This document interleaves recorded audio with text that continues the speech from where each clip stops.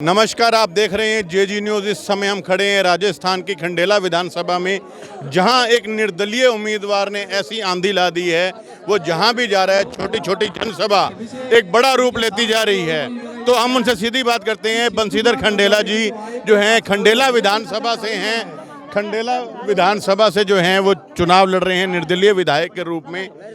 कैसा माहौल है? आप एक निर्दलीय उम्मीदवार के तौर पर चुनाव लड़ रहे हैं और जहां भी जा रहे हैं ऐसा लग रहा है छोटी छोटी जनसभा आपकी रैली का रूप लेती जा रही है। कैसा आपका महसूस हो रहा है? ये जो आप देख रहे हैं, ये चुनाव मैं नहीं लड़ा, ये चुनाव मेरे नाम से जनता लड़ रही है और ये जनता का चुनाव है। और ये छोटी छोटी रैलियां भी हमारे आम सभा की तरह होती जा रही हैं। इसका मतलब है कि आपकी जीत सुनिश्चित है। पब्लिक लड़ रही है, पब्लिक ही जीतेगी और मैं जीतूंगा। इस तरह का माहौल है। और जैसे आप चले थे, क्योंकि भारतीय जनता पार्टी में आपने बहुत लंबे तक अपनी सेवाएं दी, और आज जो है आपने जैसे कहा कि भगवान कृष्ण के रूप में जनता मेरे साथ खड़ी है, तो अब आपको कैसा लग रहा है? आपकी पार्टी कौन है और कैसा आपको लग रहा है कि आप वहाँ पे? मेरी पार्टी मेरी जनता ही है। मेरी पार्टी मेरी जनता पार्टी है और पार्टी ने बहुत बड़ी गलती की है। सिद्धांतों गिरवे रखे ऐसे आदमी को टिकट दिए जिसको पार्टी दे ही नहीं सकती, क्योंकि यहाँ बहुत सारे गड़बड़ी के कारण टिकट गई है मेरी। आपके साथ जो है कदम से कदम मिलाकर नेहरा साहब चल रहे हैं, और उन्होंने अभी एक बात कही पर्चों की, को पर्चे तो हमारे पे भी बहुत कटे हैं, और उन्होंने पर्चों का जिस तरीके से व्याख्यान किया, और आपने कहा कि जहाँ शिक्षा मैंने ग्रहण की, जो पाठशाला थी वो गोपाल जी की थी, और कैसी पाठशाला, और आज एक मंदिर कृष्ण भगवान के वहाँ आपने ये शब्द कहे। कैसा? ऐसा है, गोपाल सिंह जी खंडेला एक ऐसे संघर्षशील व्यक्तित्व का नाम है जिन्होंने इस खंडेला की पहचान राष्ट्रीय स्तर पर बनाई, जिन्होंने हमारी खंडेला की जनता को लड़ना सिखाया, जो एडवोकेट थे उस ज़माने के, जिन्होंने लोगों को सही रास्ते पे चलने की शिक्षा दी, दिशा बताई, वो गोपाल सिंह जी का मैं जिक्र कर रहा था। जिन्होंने गोपाल सिंह जी का व्यक्तित्व इतना बड़ा था कि राजस्थान में किसी भी पार्टी का सीएम हो, गोपाल सिंह जी का नाम आने पे उसको भी 5 बार सोचना पड़ता था।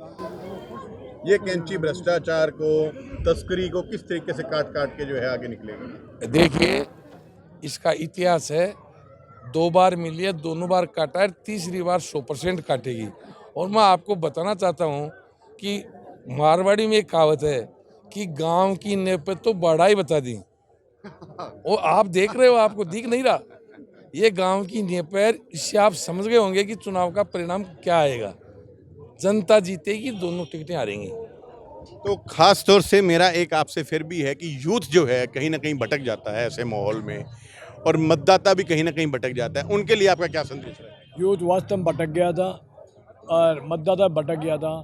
जिस दिन उसका पर्चा दाखिल होने के बाद जो सामने आया कि कौन कौन से केसेस कौन से क्या हैं, उसके बाद यूथ भी अपना साथ वापस आ गया है और जनता भी अपनी जगह वापस आ गई है। अब उसके आचार विचार वाले यूथ बचा हुआ वहाँ पे, उसके आचार विचार वाली जनता बची है, जबकि सैद्धांतिक जनता वो हमारे साथ है।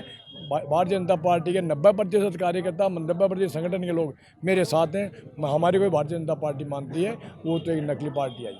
बार बार कहा जा रहा है खंडेला जो है राजस्थान के चुनाव में बहुत बड़ी भूमिका निभाएगा, तो ऐसा क्या खास विशेष है? राजस्थान में खंडेला ने बहुत निर्दलीय जीतने वाले सभी भूमिका निभाएंगे।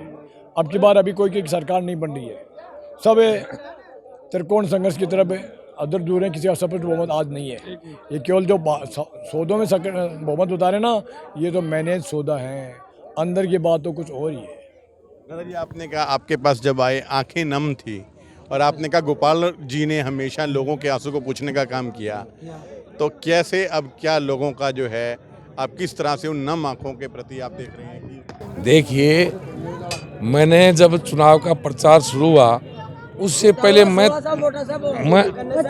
थोड़ी फील कर रहा था कि चुनाव का रिजल्ट क्या होगा, लेकिन जो ही लाखनी माणा बाबा से हमने प्रचार शुरू किया, उसके बाद मैं कन्फर्म संतुष्ट हो गया कि 100% कैंची जीत चुकी, जनता जीत चुकी, और बंशी जी को खंडला की जनता विधायक बनाने का मूड बना चुकी है।